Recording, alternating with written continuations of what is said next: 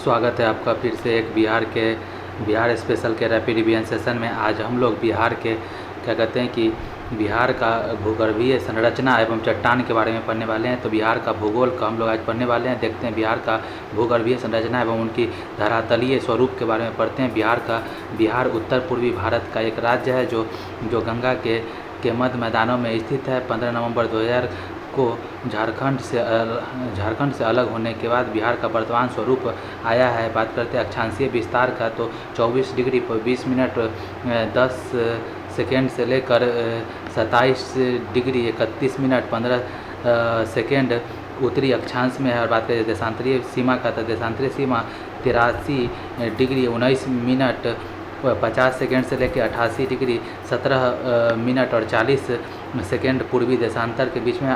बात करें बिहार के आकृति का, तो ये आयताकार है। और बात करें क्षेत्रफल 94,163 वर्ग किलोमीटर है, ठीक है। और बात करते हैं ग्रामीण क्षेत्रफल का, लगभग ग्रामीण क्षेत्रफल का 92,800 वर्ग किलोमीटर है, ठीक है। ग्रामीण क्षेत्रफल लगभग 92,800 वर्ग किलोमीटर है। और नगरीय क्षेत्रफल 23,24.74 वर्ग किलोमीटर है नगरीय क्षेत्रफल। और बात करें भारत में बिहार का कुल क्षेत्रफल, भौगोलिक क्षेत्रफल 2.86% है। बात करें कि भारत में बिहार का कुल भौगोलिक क्षेत्रफल का 2.86% है। आगे बात किया जाए नेक्स्ट क्या है, तो देखिए नेक्स्ट है कि बिहार का स्थान क्षेत्रफल की दृष्टि से 12वां है। और बात किया जाए कि बिहार उत्तर से दक्षिण की लंबाई बिहार का 345 किलोमीटर है। और पूरब से पश्चिम की चौड़ाई पूरब से पश्चिम की चौड़ाई 483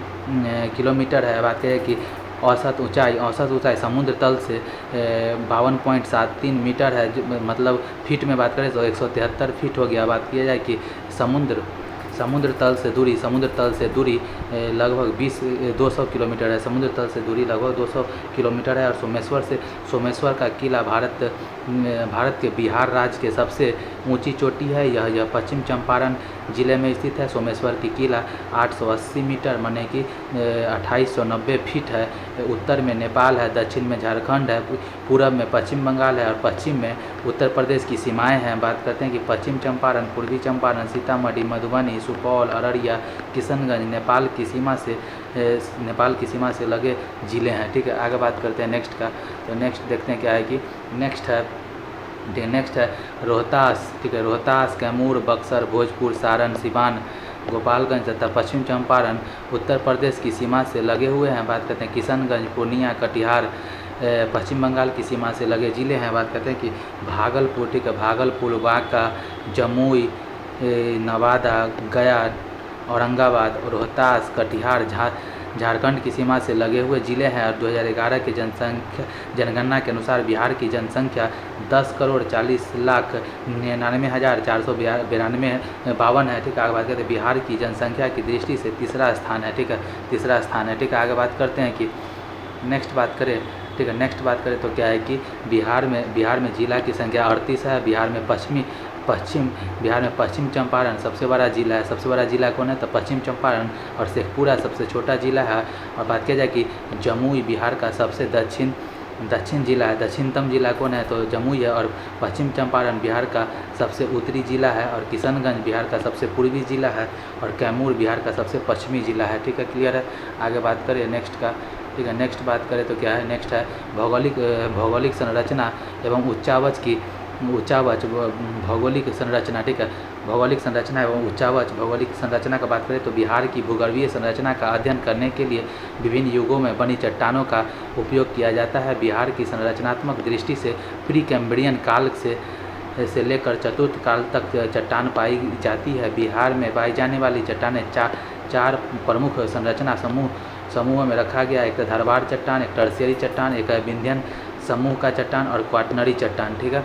ये 4 तरह का होता है। आगे बात किया जाए नेक्स्ट क्या है कि धारवाड़ चट्टान, तो धारवाड़ चट्टान का बात किया जाए तो प्री कैम्ब्रियन युग का धारवाड़ चट्टान बिहार के दक्षिण पूर्वी भाग में मुंगेर जिला के खड़गपुर पहाड़ी, जमुई, बिहार शरीफ, नवादा, राजगीर, बोधगया आदि क्षेत्रों में पाई जाती है। धारवाड़ श्रेणी धारवाड़ चट्टानी क्रम में स्लेट, क्वार्टरजाइट, फिलाइट आदि चट्टानें पाई जाती है। यह चट्टान जीवाश्म रहित होती है, परंतु इनका आर्थिक महत्व काफ़ी अधिक होता है। इस चट्टान का निर्माण आर्कियन क्रम के चट्टानों के अपरदन व निक्षेपण से हुआ है, इसलिए ये अवसादी चट्टानें हैं। ठीक है, आगे बात करें नेक्स्ट का। ठीक है, नेक्स्ट क्या है कि भारत में पाई जाने वाली समस्त चट्टानों में आर्थिक दृष्टि से यह सबसे अधिक महत्वपूर्ण चट्टान है। देश में उपलब्ध लगभग सभी धातु इन चट्टानों की देन है। ये धातुएं सोना, तांबा, लोहा, मैंगनीज, जस्ता, टंगस्टन, क्रोमियम आदि है। ठीक है, आगे बात करते हैं नेक्स्ट का। तो क्या है अगला चट्टान का नाम है टर्शियरी चट्टान। यह चट्टानें बिहार के उत्तर पश्चिम भाग में पाई जाती है। इनका विस्तार सोमेश्वर की पहाड़ी, दून घाटी और शिवालिक श्रेणी में के मध्य है। और बात किया जाए कि टर्शियरी चट्टान में कंग्लोमेरेट, बालू और चूना पत्थर आदि के निक्षेप पाए जाते हैं। इनमें खनिज तेल के संचित भंडार हैं। इनका निर्माण तेसिस सागर के निक्षेपण के कारण हुआ है। ठीक है, आगे बात करते हैं नेक्स्ट का। ठीक है, नेक्स्ट बात करते हैं विंध्यन चट्टान का। बात करें तो विंध्यन चट्टान का निर्माण प्री कैम्ब्रियन युग में हुआ है। ये चट्टानें बिहार के दक्षिण पश्चिम भाग में दक्षिण पश्चिम भाग में पाया जाता है।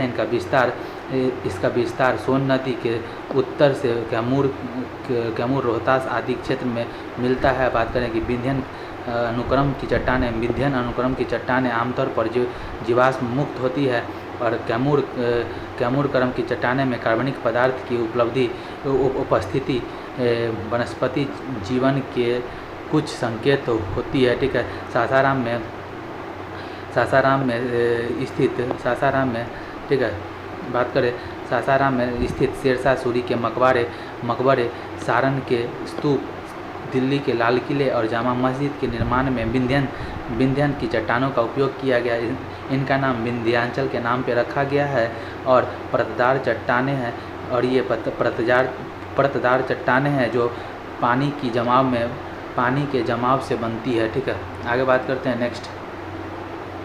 आगे बात करते हैं क्वाटरनरी चट्टान का विकास प्लीस्टोसीन और हेलोसीन काल से हुआ है। इनका निर्माण तेथिस सागर के अवशेष तथा गंगा और उनकी सहायक नदी द्वारा लाए जाने वाले अवसादों के नीचे से हुआ है।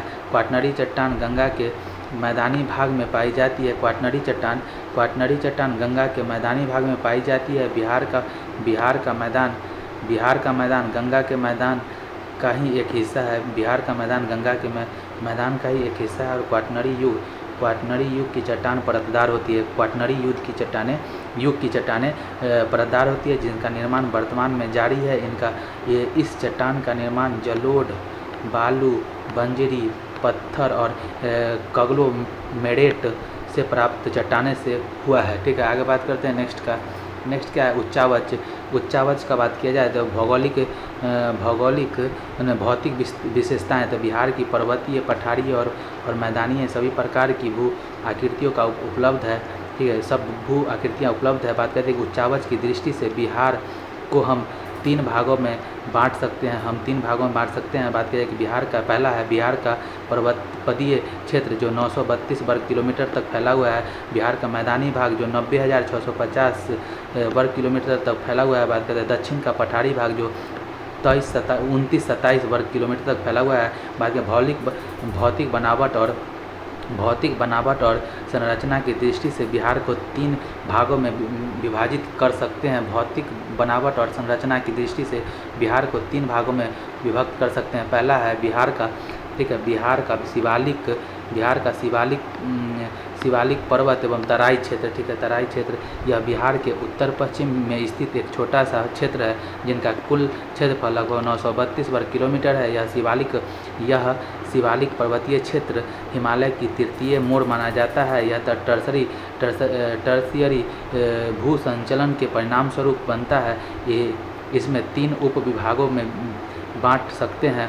पहला ये रामनगर दून श्रेणी, यह छोटी छोटी पहाड़ियों का एक क्रम है जो 914 वर्ग किलोमीटर क्षेत्र में फैला हुआ है। इनका अधिकतम ऊंचाई 240 मीटर है और यह हरहा नदी घाटी के दक्षिण में स्थित है। हरहा नदी के दक्षिण में स्थित है। आगे बात किया जाए नेक्स्ट का दून घाटी, तो दून घाटी रामनगर दून और सोमेश्वर श्रेणी के बीच स्थित है और यह हरहा नदी घाटी के रूप में भी जाना जाता है। यह लगभग 943 किलोमीटर लंबा है और गंगा के जलोढ़ मैदान में से कुछ ऊंचा है। ठीक है, आगे बात करें नेक्स्ट का। अगला है सोमेश्वर श्रेणी। सोमेश्वर श्रेणी पश्चिम में त्रिवेणी नहर के सिरे से लेकर भीखना ढोरी तक लगभग 75 वर्ग किलोमीटर के क्षेत्र में फैली हुई है। बिहार के पश्चिम चंपारण जिले में सोमेश्वर की पहाड़ी स्थित है। इनका सबसे ऊंची चोटी 974 मीटर ऊंची है। इस क्षेत्र में अनेक दर्रे हैं जो नदियों के प्रवाह के कारण बने हैं, जिसमें सोमेश्वर एक हो गया, एक बिकना ढोरी हो गया और मानत प्रमुख दर्रे हैं। ये दर्रे बिहार और नेपाल के बीच सीमा रेखा बनाते हैं। दून घाटी, अगला है दून घाटी रामनगर दून और सोमेश्वर श्रेणी के बीच स्थित है और इसे हरहा नदी के रूप में भी जाना जाता है और यह लगभग 943 किलोमीटर लंबा है और गंगा के जलोढ़ मैदान में से कुछ ऊंचा है। ठीक है, आगे बात की जाए नेक्स्ट का। ठीक है, तो यहाँ तक हमारा ये हो गया।